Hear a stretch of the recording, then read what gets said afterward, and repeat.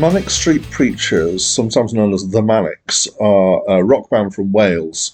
They started out in 1986, and when they started, they were a punk band. They transformed into more mainstream rock, and they're particularly known for their critical social commentary and left-wing politics. They are currently James Dean Bradfield, Nicky Wire, and Sean Moore. After their first single, they were joined by Richie Edwards, who then later disappeared in 1995 and is now presumed dead, but nobody actually knows for sure. They are still going. They have, over the years, wowed the critics and the public alike, and they have released 14 albums so far.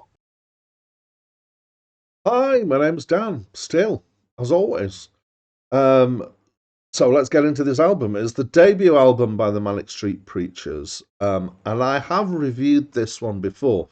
So before I started doing this list of 3,000 greatest albums, according to Acclaimed Music and the way they've amalgamated from lots of other lists, I had a list of the 1,000 greatest albums, which was my own creation and amalgamation.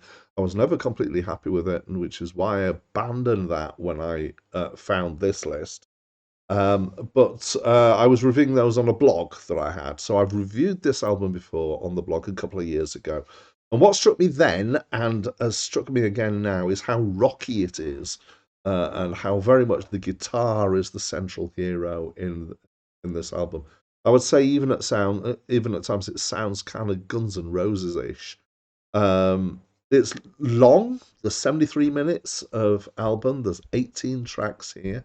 And so I try to do these reviews with genuine responses and to do so mostly in isolation, which means, unlike some other reviewers, I'm not forever referring to the previous records that a band has come out or um, the sometimes I talk about the context, but mostly I want to think about them as a an individual listening experience, potentially for people who don't actually know that much about the band or really care that much about the background here.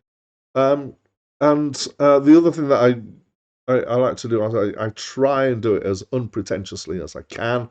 I know sometimes I get a little bit on the highbrow side, but not compared to some other reviews that I've read and come across. The reason why I'm saying this is because in this case, I am going to make a comparison with some of the Manic stuff, which is that before I reviewed this album for the first time, my impression of the Manics was mostly born out from their singles and the stuff that had got radio airplay. And my impression was that they were reasonably rocky, but also quite whiny and preachy, was my feelings about them. So I felt that this album, although it occasionally is a bit like that, actually is less so than I expected it to be. Um, and I mean, there's certainly social commentary in here as well, but it's not got that "if you tolerate this" feel that obviously their song "If You Tolerate This" has. The voice, James D. Bradfield, naturally, I think, lends itself to being a little on the whiny side just because the timbre of his voice. But he can't help that. So, something that happened this time as I was listening through, particularly the first time I listened to these albums twice, is that I found myself finding what's called mondegreens in them. So let's try and explain that. So mondegreen is a word for which describes when you mishear words or lyrics, and your mishearing is somehow amusing or different or weird, etc. And the background for this is from a writer in the 1950s describing how in her youth she had heard her mother reading out a poem, a 17th century Scottish poem about the Earl of Moray, and the two last lines of it is they hey, I can't do the Scottish accent, slain the Earl of Moray and Lady Mondegreen. And she was wondering who this Lady Mondegreen was, and why they particularly felt the need to slay her as well. And actually, what the words are they have slain the Earl of Moray and laid him on the green, and it'd been misheard, and so but it kind of made sense.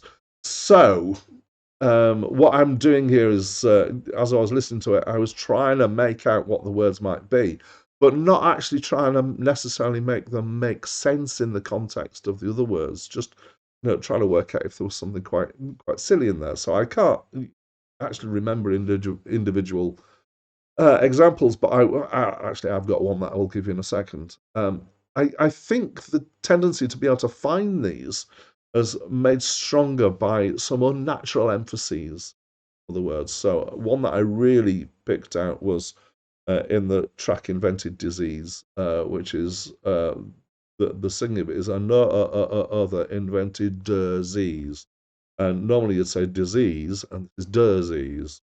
And so it slightly changes the pronunciation, and he'll pull that out differently. Actually, it wasn't as clear, and I thought he was singing about Nazis at one point rather than diseases.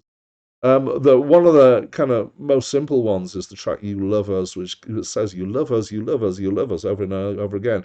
And I just imagined he was singing "You love fuss," and it kind of felt almost as legitimate in the way that it was being sung. So I amused myself with that and trying to work out what these were. My favourite track is probably the most unusual track on the album. There's actually a song called Repeats, which has two versions on this album. And the first one that's presented is the Stars and Stripes version, which has got a stripped back groove with some kind of record scratching and sound effects and speech samples kind of mixed into it. And I like that one, but I think it's interesting that I probably liked it because it stuck out from the others more. As a rock album goes, generally it's okay. It's a decent rock album. It's not particularly special or inventive. I'd say it's very kind of mainstream in its feel, which obviously means appeal to a lot of people. So they obviously went on to be a bit more distinctive by being, doing more pointed social commentary than they have on this album. This album's a decent listen, I would say. I just wasn't hugely excited by it. So, as always, at this point, I'd love to invite you to tell me what you think of this album by contributing to the comments. That's it from me for now.